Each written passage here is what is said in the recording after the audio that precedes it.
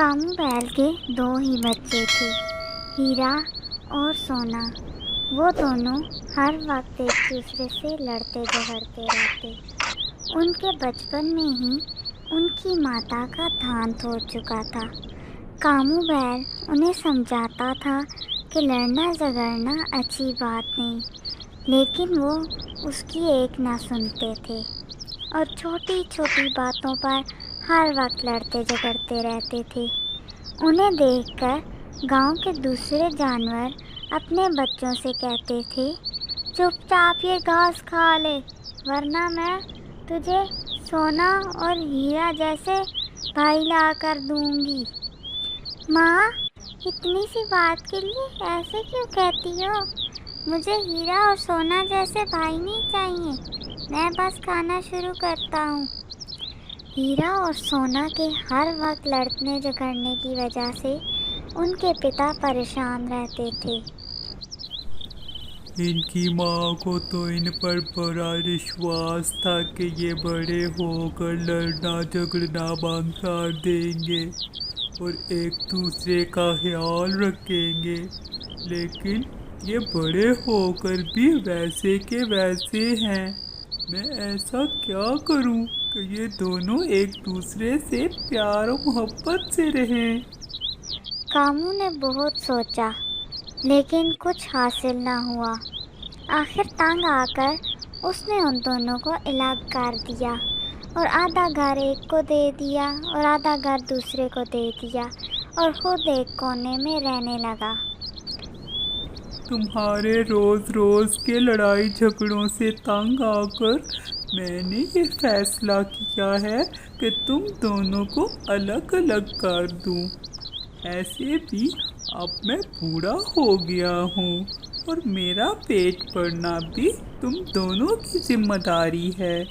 کل سے ایک دن میرے کھانے کا انتظام ایک بھائی کرے گا اور دوسرے دن دوسرا بھائی میرے کھانے کے لیے کچھ لے کر آئے گا۔ پتا کی بات سن کر وہ دونوں خوش ہو گئے۔ میں روزانہ پتا کے لیے ہری ہری تازہ گھاس لاؤں گا۔ اسے کیا پتا کہ تازہ گھاس کیا ہوتی ہے؟ میں خود پتا جی کے لیے تازہ تازہ گھاس لے کر آؤں گا۔ اگلی صبح ہوتے ہی ہیرا جلدی جلدی گھاس لینے کے لیے چل دیا۔ پھر اس نے خود بھی جی بھر کے گھاس کھائی اور آتے وقت اپنے پتا کے لیے بھی گھاس لے آیا۔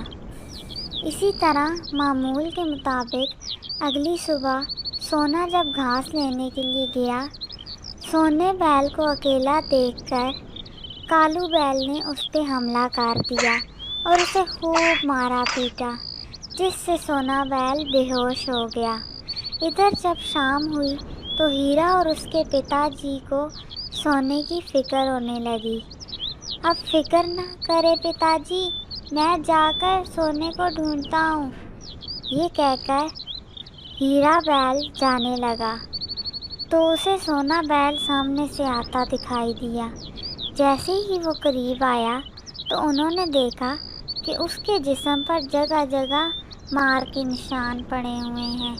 پھر سونا بیل نے پتا جی کو اپنے اوپر ہونے والے ظلم کی داستان سنائی، جسے سن کر پتا جی بولے، آج اگر تم دونوں اکٹھے ہوتے تو کسی کی اتنی ہمت نہ ہوتی کہ تمہیں کچھ کہے۔ کالو بیل کو پتا تھا کہ تم دونوں الگ الگ ہو گئے ہو، اس لیے اس نے تم پر حملہ کیا۔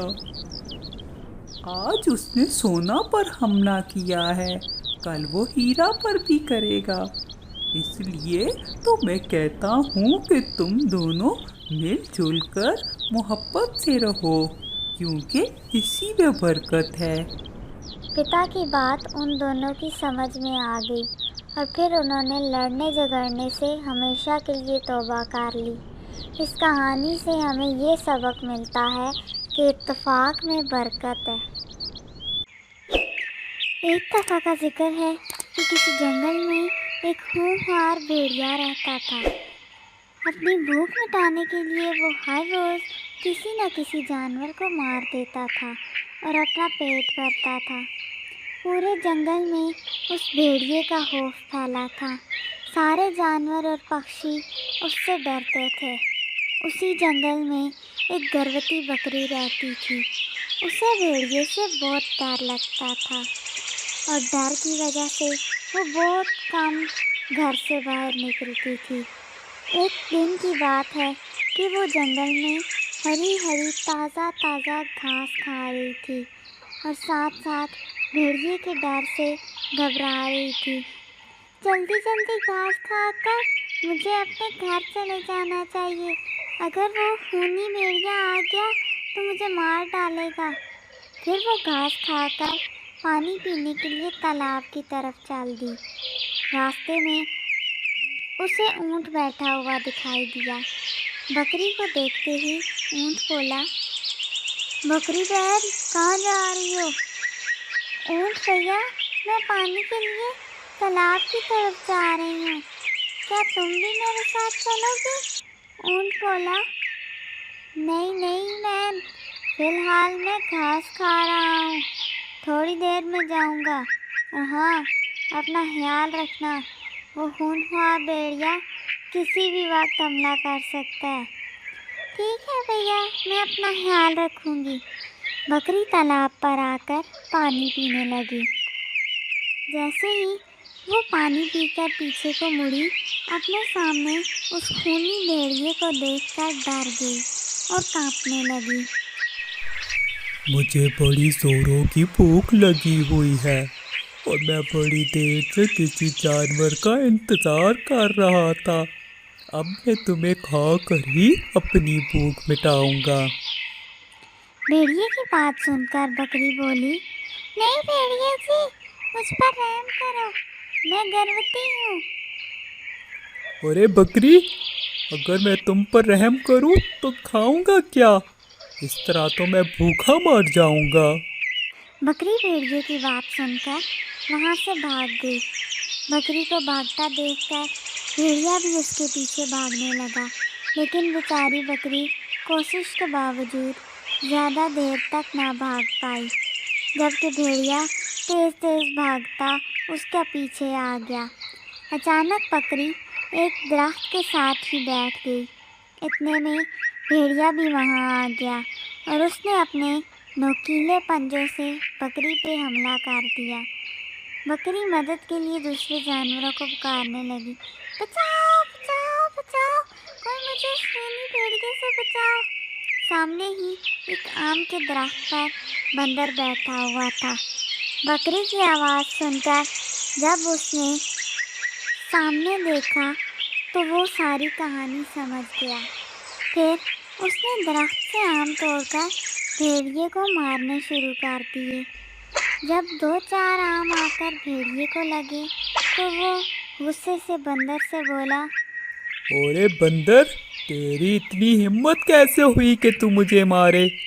याद रख, अगर तू मेरे हत्थे चढ़ गया तो मैं तुझे खाने में 1 मिनट की भी देर नहीं करूँगा। भेड़िए की बात सुनकर बंदर हंसने लगा। इतने में ऊँट भी वहाँ आ गया और वो भी घायल बकरी को देखकर सारी कहानी समझ गया और भेड़िए से बोला, भेड़िए, इस बकरी को छोड़ दे वरना अच्छा नहीं होगा। भेड़िया बोला, क्यों क्यों क्यों छोड़ दूँ? तेरी हाला लगती है क्या जो छोड़ दूँ?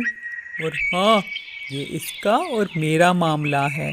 बेहतर है तुम बीच में ना पड़ो, वरना मैं तुम्हें भी खा जाऊंगा। ठहरो, मैं तुम्हें सीधा करता हूँ। ये कहकर ऊँट ने भेड़िए पर हमला कर दिया। इतने में बंदर भी नीचे आ गया और वो भी भेड़िए को मारने लगा। इतने में घोड़ा भी वहाँ आ गया और वो भी भेड़िए को मारने लगा। इस तरह खूब मार खाने के बाद भेड़िया दर्द से कराने लगा, मुझे मत मारो, मुझे जाने दो, मर गया रे। आखिरकार उन्होंने भेड़िए को मार कर ही दम लिया। घोड़ा बोला, शुक्र है मर गया, जंगल के सारे जानवर इससे तंग थे, बंदर खुशी से उछलने लगा, जबकि ऊँट बोला, आज हमारी एकता से ये भेड़िया अपने अंजाम को पहुंचा। अब जंगल के सारे जानवर हंसी खुशी रहेंगे। तभी बकरी ने एक सुंदर से बच्चे को जन्म दिया। बकरी बोली, तुम तीनों ने मेरी बहुत मदद की। मेरी जान बचाकर तुम तीनों ने सिर्फ मेरे ऊपर नहीं बल्कि मेरे बच्चे पर भी एहसान कर दिया है। मैं ये एहसान जिंदगी भर नहीं भूलूंगी।